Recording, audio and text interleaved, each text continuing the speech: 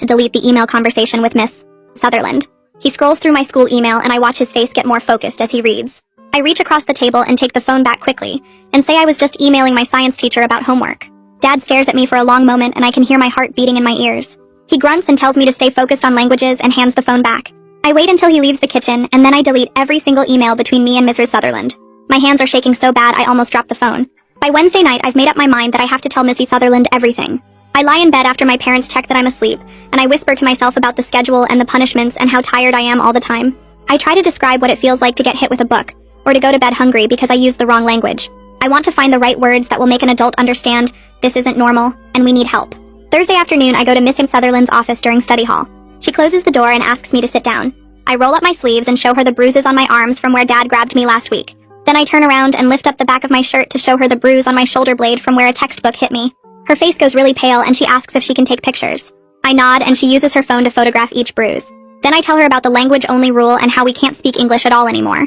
I describe how Dad throws books at us when we make mistakes, and how Mom makes us go without dinner. Mrs. Sutherland writes everything down in a notebook and her hand is shaking a little. When I finish talking, she looks right at me and says she's going to help us. She promises that this time will be different. I feel something crack open inside my chest and I have to blink really fast so I don't cry. Before I leave, Missy Sutherland opens a drawer and pulls out a small MP3 recorder.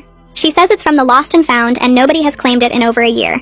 She shows me how to turn it on and how to hide it in my pocket so the microphone still works. She says if I can record what happens at home, it will help prove what I'm telling her is true. I put the recorder in my jeans pocket and practice walking around to make sure it doesn't show. It feels scary to have it, but also like I'm finally doing something real instead of just trying to survive. The next week I fail my science quiz because I'm so tired I can barely remember what the questions are asking. I stare at the paper and try to focus, but the words just blur together. My teacher emails my parents that same day about my declining grades. That night, Dad explodes. He yells at me in English about how I'm wasting all the money they've spent on tutors, and how I'm throwing away my future. I notice he's breaking his own language rule by yelling at me in English, but I don't say anything because that would just make him angrier. He says if I can't do better in the school and with languages, then I'm worthless. On Wednesday, Mom announces a new rule. She hands me and Wyatt each a pair of earbuds and says we have to wear them all the time except during tutoring sessions and when we're sleeping. She's loaded them with language lesson recordings that play on a loop. I put them in and immediately hear a woman's voice speaking French vocabulary words. The voice doesn't stop. It just keeps going and going with words and grammar rules. I try to do my homework, but the constant stream of French in my ears makes it impossible to think. I start hiding in the bathroom just to pull the earbuds out for 60 seconds and hear silence. Thursday afternoon, I'm doing my homework in the kitchen when Wyatt has his Mandarin lesson with Isabella in the dining room. I can hear them through the doorway. Wyatt is reciting something in Chinese and then suddenly he just stops. I look up and see him staring at the wall with his mouth slightly open. He's not blinking or moving at all. Isabella leans forward and says his name, but he doesn't respond. She looks really worried and glances toward the hallway where Mom and Dad are standing and watching.